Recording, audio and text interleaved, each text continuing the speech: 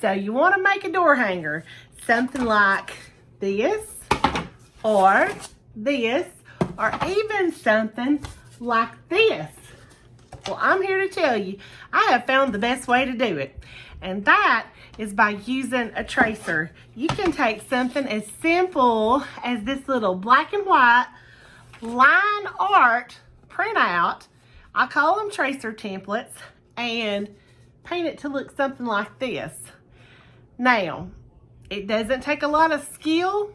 It doesn't even have to take a lot of time, although you can take your time and do it at your own pace and use as much or as little time as you want to. But hands down, a tracer is the most simple and effective way I have found for painting door hangers. And I feel like I can confidently say this after years of painting on wood, if not specifically door hangers. I started painting signs on wood probably in about 2014 to raise money to go on a mission trip. And we did so well with painting those wooden signs that the next year I was able to do a craft booth in a neighboring town. And that year I made enough money to pay off my daughter's braces. Now, maybe you don't want to sell door hangers, and that's okay. A lot of times I just like to make them for fun or to give as gifts or to hang on my own door. But that is an option. You can even sell door hangers that you have made with a tracer template.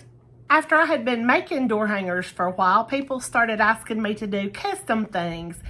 And a lot of times they would want their initials or a monogram or something, especially the year that we made noodle boards. You know, those tray things that go on the top of the stove?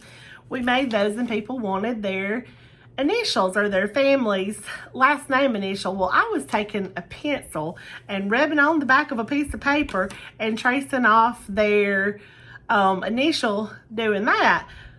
That was before I discovered this wonderful thing called carbon or graphite paper. Y'all, this is such wonderful stuff.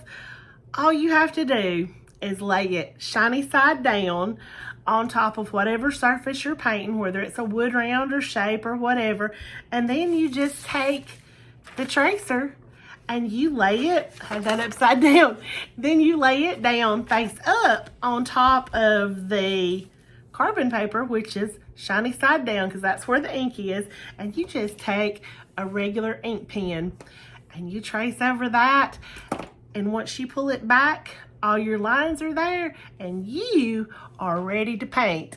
And that's where the fun happens. Once you add in all your colors and your shading and your lines to outline, you would never know by the time you finish that it all just started with a tracer. So I have people tell me all the time, I could never paint that. I can't even draw a stick figure. Well, let me just tell you, you don't have to be able to draw a stick figure to be able to paint a door hanger with a tracer. It is so easy. And I'm going to make it even easier for you. I am going to link the template for you to paint this one down below. And yes, this one is a very simple one, but I think sometimes you need a simple design to build your confidence. I think it's important to start with something really simple the first time, because you're going to be so surprised when you see that, what, you know, I can paint. I never knew I could do that, but I did it. And I had a group of ladies, and a couple of gentlemen just last weekend, and we had a paint party, and there were a couple of them saying, I can't do this. I don't know how to paint. But they used the tracer, and guess what? By the end of the class, they were pretty tickled with what they had accomplished, and I think you will be too. So just grab that free tracer linked below, and just use that graphite paper, and you'll be all set to paint something you're going to be really, really proud of. Hang on, wait, just a couple more things that I forgot to tell you before you get started. The 3 brushes that are my go-tos, whatever I'm painting, I love to use a 1-inch wash brush, a 1/4-inch flat brush, and this little round brush that is great for getting in the little tiny areas, or even for doing some outlines sometimes. But what is also good for outlines are these Posca paint markers. They make outlines and lettering so much easier.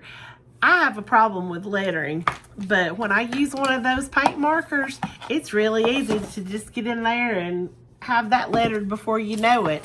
And another thing is, if you use quality paint like this Deco Art Americana, that's going to save you some time in the long run, because you're going to have to use probably more than one coat if you use some of the cheaper paints. But with this, it's high quality, highly pigmented.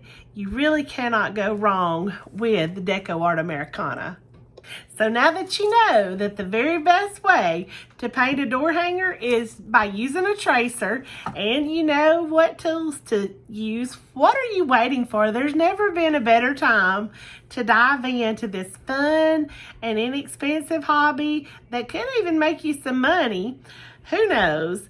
And just to have a little fun and create something you're going to be proud of. You can do it. I know you can. So grab that free tracer down below and get to it.